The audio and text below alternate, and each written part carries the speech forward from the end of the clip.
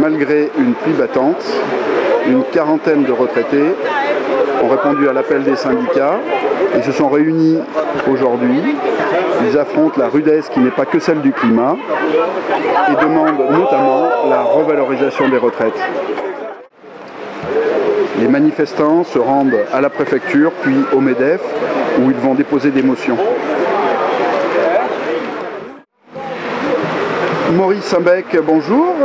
Vous êtes là aujourd'hui parmi vos multiples casquettes comme représentant des retraités. Oui. Alors malgré le temps et la pluie battante, il y a quand même pas mal de gens sur le perron à Mende ici sur cette place et donc les retraités sont mécontents et vont manifester. Oui, l'ensemble des retraités, après la grande manifestation qu'on a fait à Paris le 3 juin où il y avait entre 20 et 25 000 retraités, et je pense qu'il y en avait plus de 25 000 parce que moi j'y étais, il y avait du monde, le gouvernement est resté sourd à nos revendications, c'est-à-dire notamment l'augmentation du pouvoir d'achat.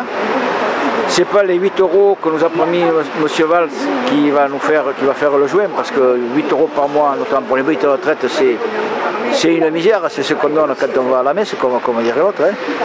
Donc nous continuons avec les autres organisations syndicales, FO, CFTC, FSU pour le département, à demander l'arrêt du gel des retraites, puisque le gel de retraite a été reporté jusqu'au 1er octobre 2015, ça fera 30 mois sans que les retraités aient une augmentation, alors que le pouvoir d'achat a augmenté, des cotisations supplémentaires pour la CASA. On a appris ces jours-ci que le gaz allait augmenter de 3,5 ou 6%, de ceux qui se chauffent au gaz, ça va leur créer des problèmes. Et les économies prévues de 10 milliards sur la protection sociale vont rendre encore de plus en plus difficile l'accès aux soins pour les personnes âgées et notamment les plus faibles.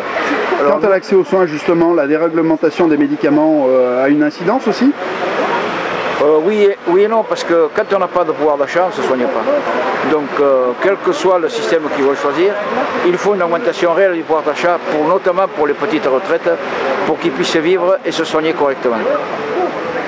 Donc c'est pour ça que nous sommes dans la rue. Et aussi demander, alors que va se voter la loi sur les personnes âgées, et que cette loi prenne en compte le problème de ces personnes en perte d'autonomie et que les familles à charge et les patients aient de moins en moins à payer, et surtout que cette loi que cette maladie soit prise entièrement par la protection sociale. Et aussi en dernier, nous demandons que des services publics partout, notamment à Lozère, pour pouvoir se déplacer, pour pouvoir se soigner, pour pouvoir vivre dignement, la culture et ainsi de suite. Merci beaucoup. Monsieur Hills, bonjour. Bien que vous ne soyez pas encore retraité, vous avez votre mot à dire sur le sujet. Oui, moi je suis là au nom de la section départementale de la FSU et qui appelle bien sûr à cette journée d'action pour en fait une nouvelle redistribution des richesses, puisqu'il n'y a que par ce biais-là qu'on traitera les questions bien sûr des retraites. Vous savez très bien que je l'ai dit haut et fort il y a quelques années quand on luttait contre l'évolution sur les retraites, les mauvaises évolutions. Mais aussi sur les questions de la protection sociale et des services publics. Et vous savez que la FSU est particulièrement investie dans la défense des services publics, mais aussi pour la protection sociale de tous. Donc cette journée, elle s'installe dans cette logique-là, malheureusement qui s'oppose à une logique des différents gouvernements de ces dernières années, et qui malheureusement est la même. C'est-à-dire une vision très austéritaire.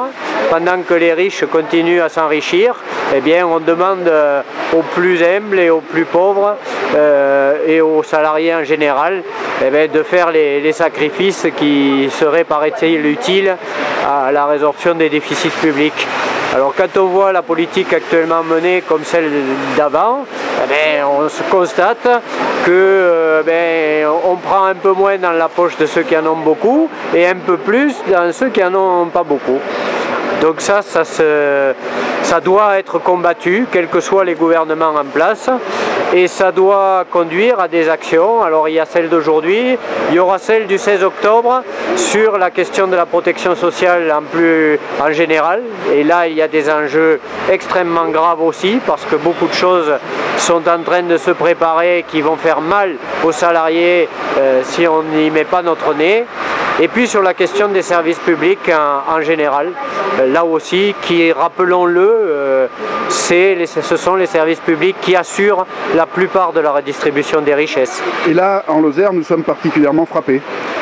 En Lozère, nous sommes frappés, je dirais, comme ailleurs, mais c'est vrai que là où les territoires sont étendus, la notion bien sûr du service public est essentielle, et en particulier des gens en difficulté sociale, dans des territoires comme ça, s'il n'y a pas les services publics, ils sont morts.